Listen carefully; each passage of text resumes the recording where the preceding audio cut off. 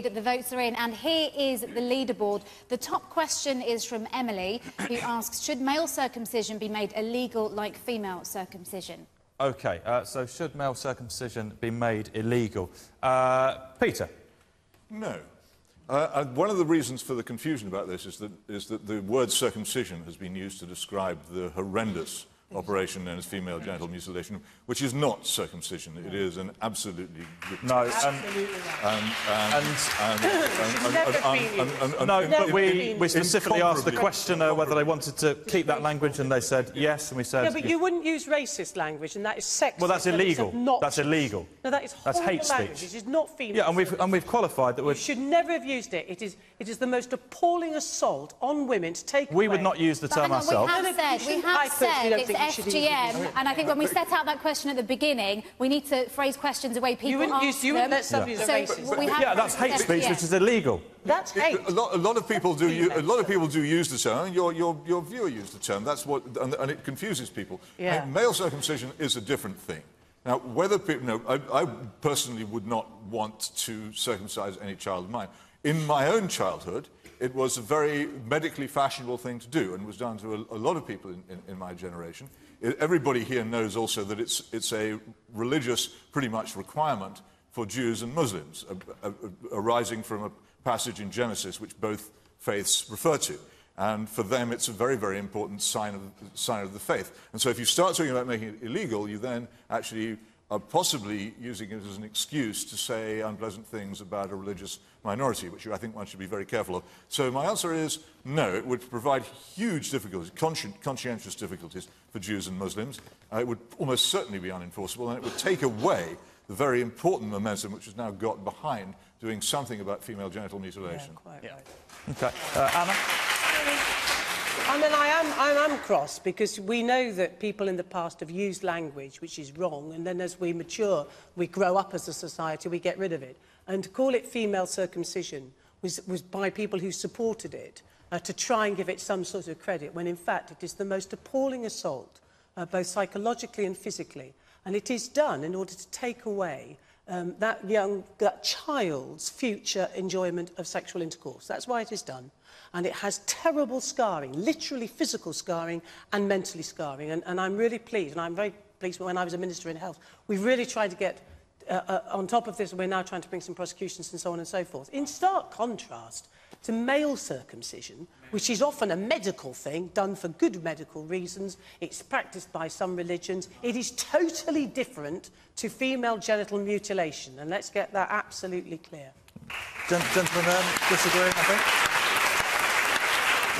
We have to make a distinction. Circumcision, male circumcision, is not objectively wrong. Consenting adults, infants who medically require it in areas in which HIV is prevalent, I think it's permissible. But to systematically implement circumcision among infants for purely religious reasons is barbaric. It is an actualisation of religious obsession with sex and genitalia. And in a secular country, we should not allow religion this is just off the top of his head. Without a doubt, But I don't think that's why they to maim the genitalia. OK, yeah, no, I think, yeah, we get the idea. Anna? I don't think that, but I mean, God, I'm not an expert in male circumcision, for goodness sakes, but I don't think it's done as it is. What happens with female genital mutilation? That is the most appalling thing, to take away a woman's enjoyment of sexual intercourse. Stop comparing them. We know it's worse, but discuss they're totally separate. And I don't think. I'm not Jewish. I'm not a Muslim. There must be people in this audience who can tell us why it's done. But it's not done to prohibit somebody in their sexuality. But in fact, it does. I mean, I think first of all, I agree with everything that both Peter and Anne said, and I think it's a real problem to put them in the same space, because you appear to be treating them with equivalent seriousness. FGM is a huge, barbaric problem. Male circumcision is a different thing. Having said that, I don't think you should make male circumcision illegal, but I think there should be more space within Islam and within Jewish community for questioning whether or not these have to be an essential part of religious practice. That's for those communities. And I think it is. But it is, you know, would I want my child to be circumcised? Absolutely not. I wouldn't do it to an adult, and I'm therefore not going to do it to a... I would say, personally, I've done some work with Layla Hussein and Nimco Ali, who are from Daughters of Eve, who campaign against FGM very strongly. They're brilliant ladies. And I spoke to them about it because you know, having a child and speaking about male circumcision. And actually what they had said is even though it is not the same, they personally don't think that it should happen to males or females. A lot of people, a lot of people are desensitised to the issue because it's in our culture. But the fact is, what sane person looks at a newborn baby and thinks, what a bundle of joy, pass me a knife, let me slice off his foreskin? Nobody in their right mind wants to remove the genital... And you're making faces. Why do you find... No, do you no, think because, this is funny? because no, it's not funny, but it is for some young babies, it's a medical procedure. I mean, there'll be men in this room who've been circumcised. Somebody's nodding. Hey, getting worried, sir. But seriously, some people are circumcised because you need to be circumcised because you've got problems with your foreskin. OK, so how would you, Anna, how would you respond to these people online then who are sharing their stories? Vance on Facebook, I'm circumcised and hate it. I had my choice to a whole intact body removed from me at birth. Say no to circumcision.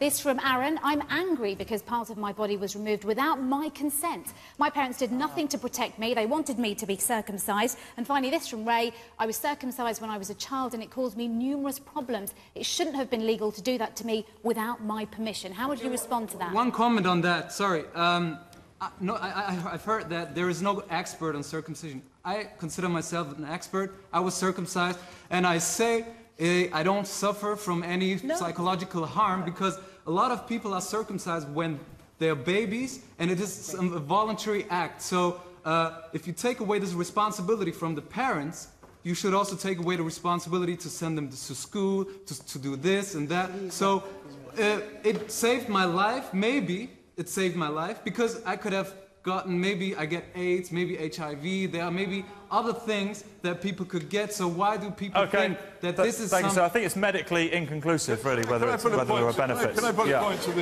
this gentleman here? I mean, you make your point very powerfully and very movingly, and you plainly believe it very strongly. Yeah. And I think that what you've said deserves very much to be heard and considered by everybody. It makes me think when I hear it, and it would make anybody think when they hear it. But you also would need to listen to those, particularly in the Jewish and Muslim faith, who might come and argue the opposite to you with equal passion and with equal conviction that they're right. Now, under those circumstances, is it possible in a free society to make a law of the kind which you require? I think there's too much disagreement and also too much danger of what might turn out to be covert religious persecution for that to happen. You may well say that if we argue about this long enough, that among Jews and Muslims living in this society, there will come about a movement against it, and that, in my view, might not be a terribly bad thing. But I do not think that banning it by law would achieve that or bring it forward. And I just